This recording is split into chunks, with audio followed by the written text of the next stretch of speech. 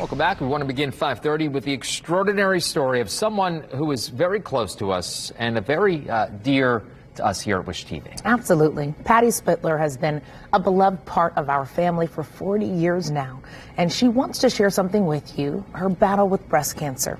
Patty is with Wish TV medical reporter Dr. Mary Gillis. 4, 3, 2, 1. It's a typical Tuesday for Patty Spitler.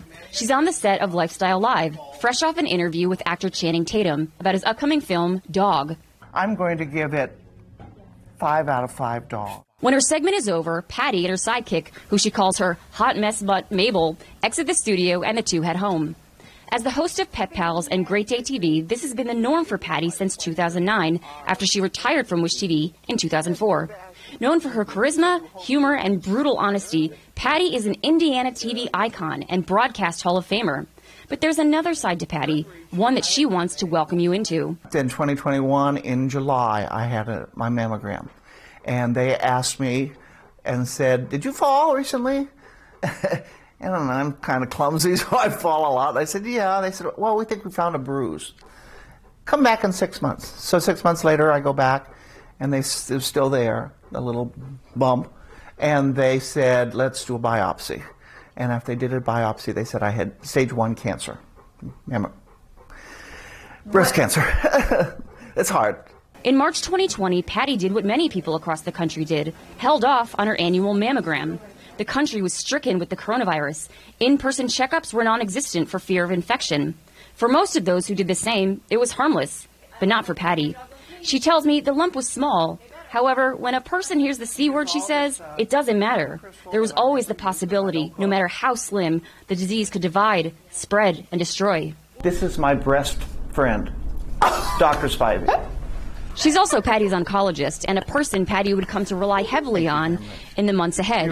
Dr. Spivey tells me about their first meeting. Getting to know Patty was truly getting to know her medical history. Then we got her dressed and went into the consultation room and basically laid out everything. So we kind of explained what she'd been through, what her pathology meant, drew some pictures, kind of explained what her type was, what its prognosis was, and what we had to do, so the treatment plan. The morning of December 30th, 2021, Patty arrived at Ascension St. Vincent Hospital for an operation. The cancerous lump on her breast had to be removed. While she smiles on the outside, fear lies within. Wearing an oversized green gown, Patty is carted away through the swinging blue doors for her procedure. 6 hours later, she's back at her hospital bed. The tumor is gone. But Patty's a warrior. She was back to work just 4 days later. Over the next several weeks, Patty would undergo over a dozen radiation treatments. The sessions would make her feel tired and weak, something Patty's not used to. But now, things are different. It's March 4th. Patty has just completed her final radiation session. She walks down the hospital corridor. Patty is now cancer-free. To celebrate, she'll ring a bell, signaling the end of treatment. But first, a final word to her radiologist. I love you, but I don't want to see you every week. We'll just see you in a month and then every once in a while. All right, we won't break up right away. By sharing her experience, Patty hopes to help others. Her message to Hoosiers is this. Go get your mammogram. Get everything checked, okay? It's time to get back into the swing of things and take care of yourself.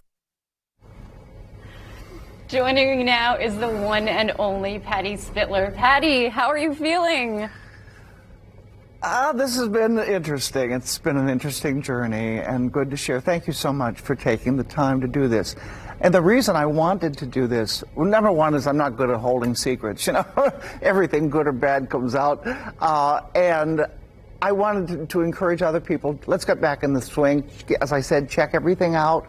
It's not that hard to do. And catching it early. It used to be when cancer, when you heard that C word, you know, our parents, our grandparents, it may be too late. Now they can catch it early, and they can do something about it. So that's the good news. Right. Well, you know, and also remember us talking about that you wanted to share this story because it would help people, you know, and it wasn't about you. And if you can help someone out there. It's not about me. It's about, and if you go on my Facebook page or go on the Wish page, you're going to see all these people who said, I had it, my sister had it, my brother had it, you're not alone. We may not be in the same boat, but we're in the same river. We're all going in the same direction. And if you share it, it also relieves. It takes a big a weight off your shoulders to say, yeah, you know, you don't have to whisper about it. There it is. You're not alone, right? No, Nobody's alone. You're never alone, right? No. Well, I got my pets too. You saw my doggy. You saw my Mabel and my Stewie. So that's good. And then, Patty, what did you learn from this experience? What did I learn? Well, I never thought I'd have to deal with that.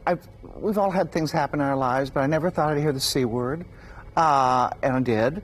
And I want to thank also my doctors and all the wonderful staff at St. Vincent. They were just incredible, and I do miss them still.